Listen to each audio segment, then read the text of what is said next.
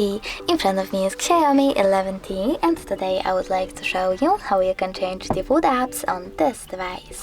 First of all, go into Play Store, click on the search bar and download your new default app. In my case it will be Browser.